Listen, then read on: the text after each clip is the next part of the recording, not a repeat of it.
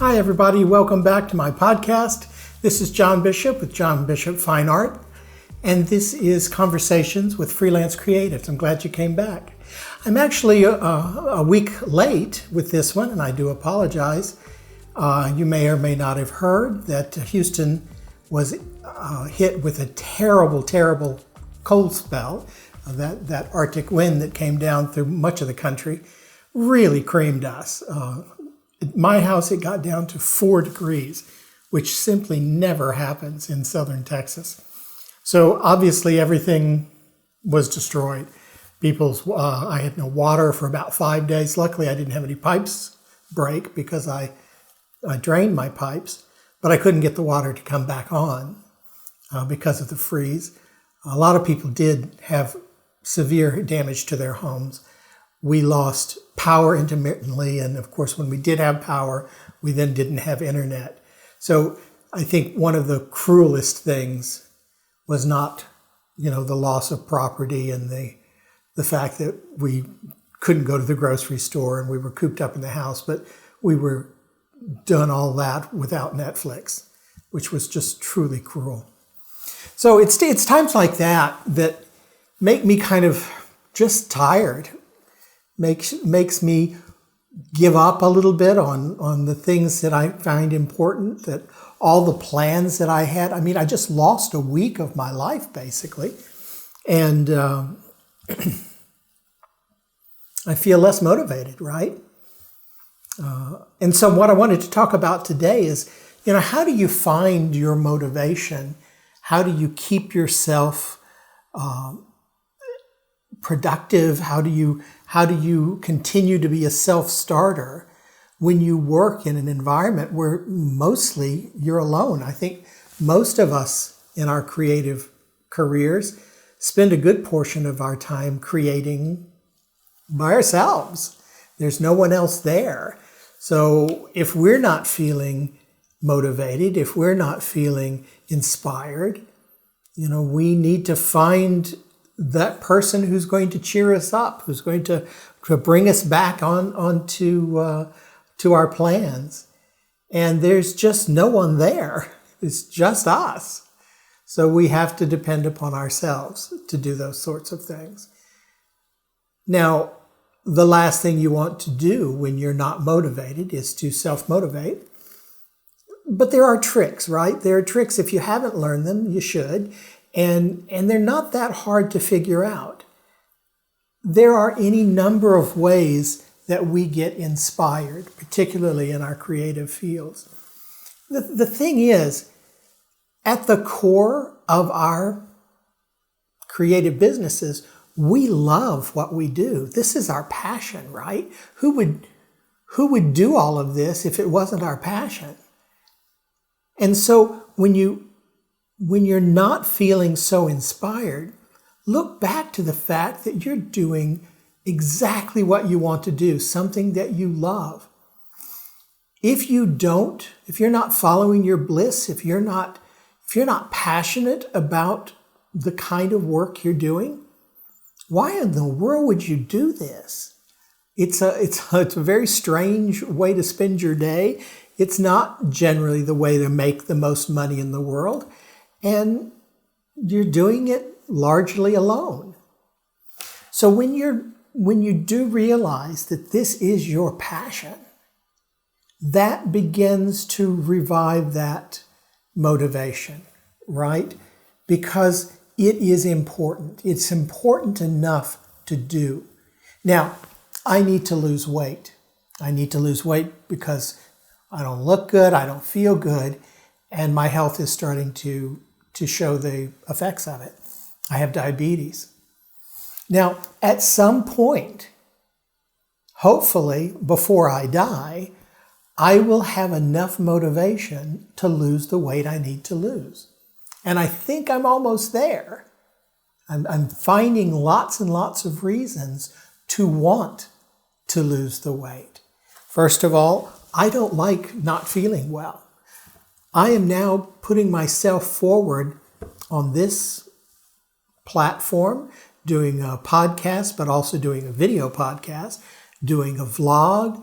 I'm putting my face more and more out there to support and to market our business. And I don't like the way I look. And that is motivational, right? I don't know where that pain point will be, but at some point very soon, I'm going to say, you know what? I am motivated enough to make those changes in my life. Because what we want to do is we don't want to just make surface level changes. We want to be able to effectuate changes that are significant and transformative to our lives. We want to change habits. And that doesn't mean that things will always go well. If I'm looking at my business and right now I'm less motivated because I'm kind of behind and I took a week off and all of that, the thing that will get me motivated back to running this business as I know I should is probably not a fear of getting in trouble. I don't have a boss. So there's not a big negative there. I will need to keep good records and report to my accountant. But I could miss a week there and that's not going to hurt me greatly. I can catch that up.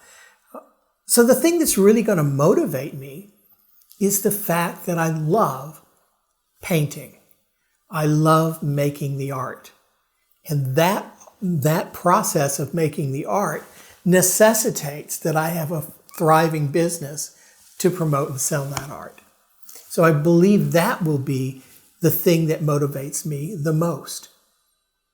What I realized was when I was home last week, I didn't paint at all. I considered it. I said, this is a great time. I've got all this free time. When the lights were on, why am I not painting? Well, because I couldn't wash my brushes. I would have had to have gone out and melted snow. So I didn't do much work last week, and the motivation fell. Now, the way for me to really start to motivate myself again is going to be to really get in there and start painting. So I bought a bunch of canvas today. I had a few already stretched, but I bought some rolled canvas. And I'm going to put up and start that big series I've been working on with Proyecto de Residencia in Mexico, my residency program. And I'm really going to dive into those paintings starting when I'm finished with this podcast. So my motivation will come from the work. I have to be the one to self-initiate those kinds of changes because there's no one else here to do it for me.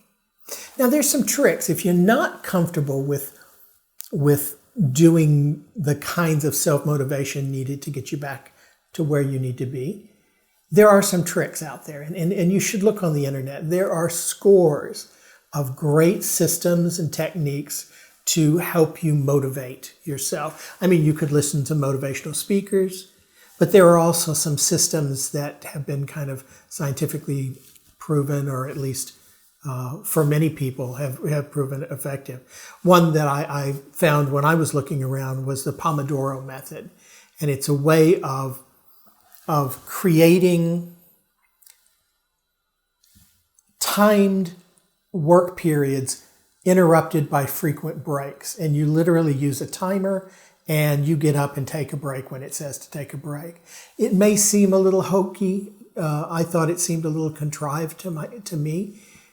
But a lot of people swear by it. But that's just one. There's so many ways you can find ideas to help you get back to the motivation you need to do the business that you need to do. And as I mentioned, it's not always going to be fun. I mean, there's nothing that says that because I love the lifestyle of a painter and the act of painting, that doesn't mean that I'm going to be really excited about doing my sales tax reports. There are a lot of kind of soul-sucking things that are going to go into this business. But they are imperative, they are essential for me to have a working business. So I'm not saying that it's always going to be thrilling.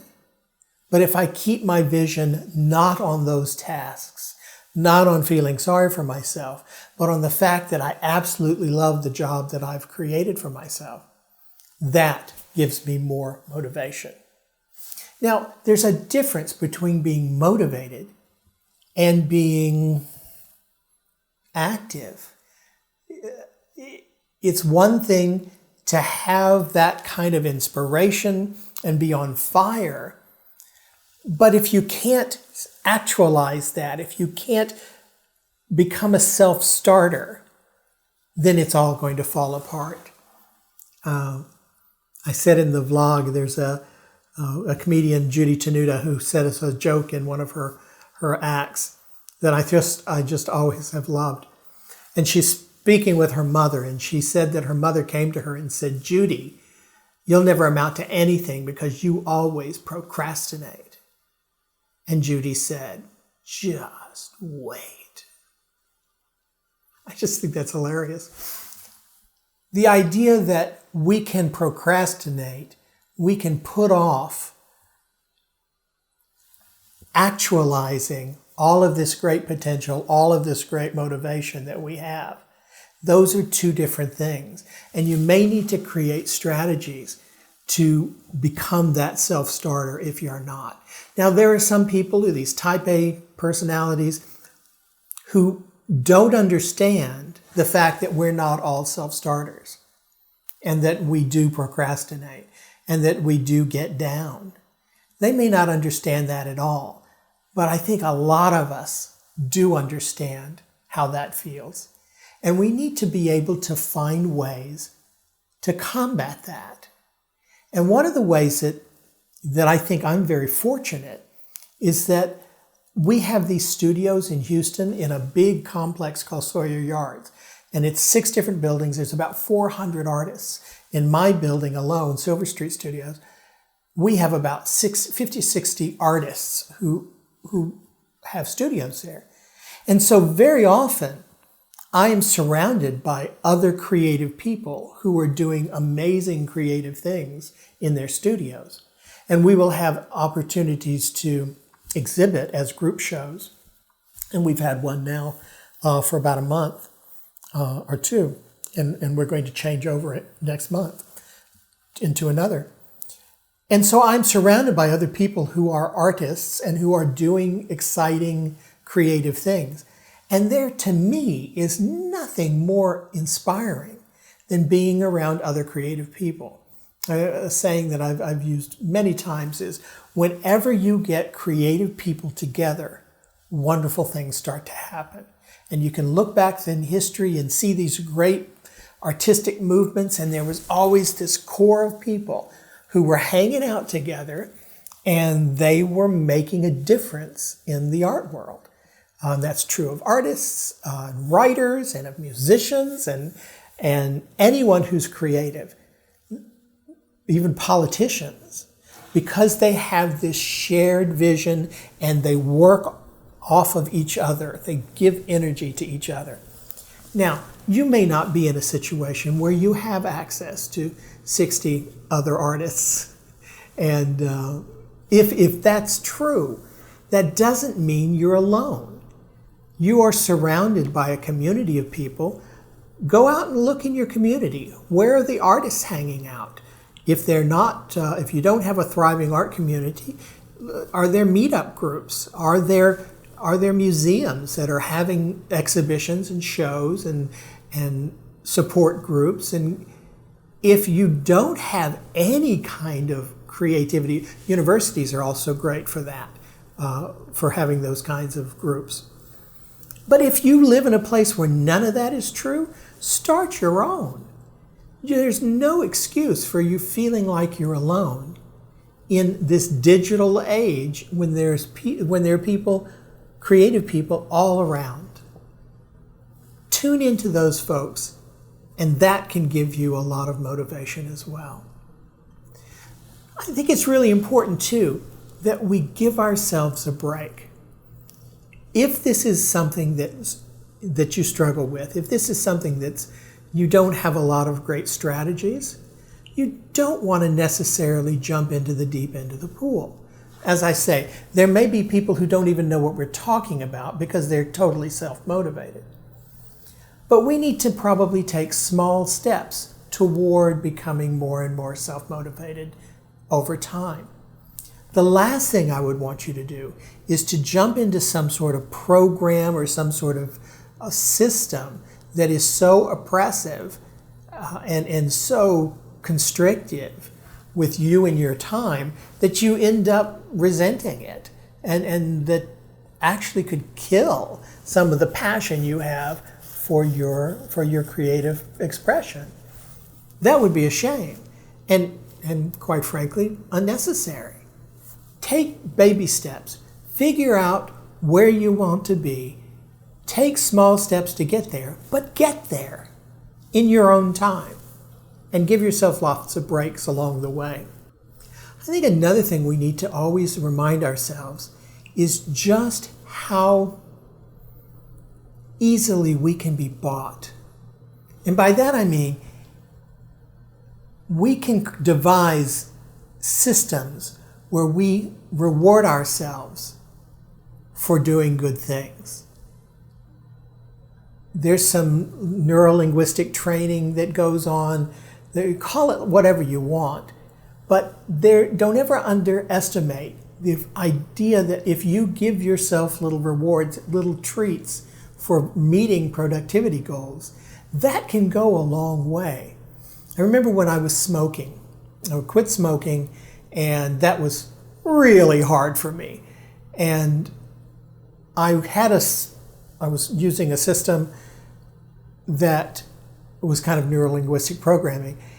And at the end of each milestone, I gave myself a treat. And that might be that if I stayed my first week, I went out to a nice dinner. After a month without a cigarette, I went out and bought something with the money I would have spent on cigarettes, which is quite a lot of money. And after a year of going without a cigarette, I took a trip to Acapulco. I could have afforded a trip to Acapulco anyway, but I was doing it as a rewarding myself for doing something that I wanted to do. And those steps helped me to achieve that goal. Bribe yourself. If you're saying, I need to complete this set of drawings by Friday, finish them by Friday, and have margaritas.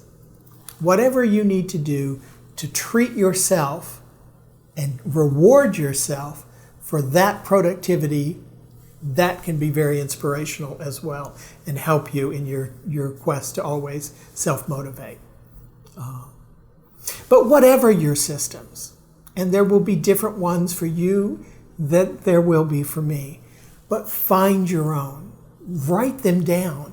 There are always going to be a song that inspires you, a movie that makes you want to run out and paint or to run out and play your musical instrument. There are those kinds of prompts that are out there. Make a list of those things. And when you do feel that you're in a bit of a slump, or if you're afraid a slump may be on its way, go and watch that movie. Go and listen to that song. I remember when I used to be young and pretty, when I was going out on the town, we would always get ready. Usually in 2 or 3 friends at a time, we'd get together. We'd get all gussied up to go out on the town, and we would play the Evita songs, hair, eyes, dress, makeup. And we would play these kinds of songs that encouraged us to get ready for a lovely night out on the town. And it worked. It worked. Because at 4:30 in the afternoon, you don't want to do a lot of ironing, but that's what we had to do to get ready. So there are lots of ways you can motivate yourself. And I think that you can not only motivate yourself, but if you have a group of friends you can help motivate them as well. The better you know them, the more you can help them. I have a bit of an advantage because my spouse and I work in a business together, and if Bogdan is kind of off and feeling down, I can kind of help him out, and he does the same for me. But a lot of us are totally on our own, and we have to figure out how to motivate ourselves. So find those things, find the systems, go online and look for strategies. They're all out there. Keep a list. Make a to-do list. Take those things off your to-do list. When you finish, give yourself a treat and move on to the next. There's just so many ways to get over these kinds of humps. I think it's our responsibility as creative business people to take the reins and do that for ourselves. I know it sounds easy, and it's not that easy, but I know you can do it. Next week, we're going to be talking about how to know ourselves better, how to be more self-reflective. And so hopefully we'll take all of this kind of knowledge that we've been, and all these kinds of discussions we've been having around good goals and good planning and how we can become better suited to an entrepreneurial creative career and what we need to do to stay motivated and on top of that, and how in order to make all of those things happen, we really need to know ourselves. And so that's what we're going to be talking about next week. So have a lovely week. I will see you then. Keep creative, and I'll see you next time. Thanks now. Bye.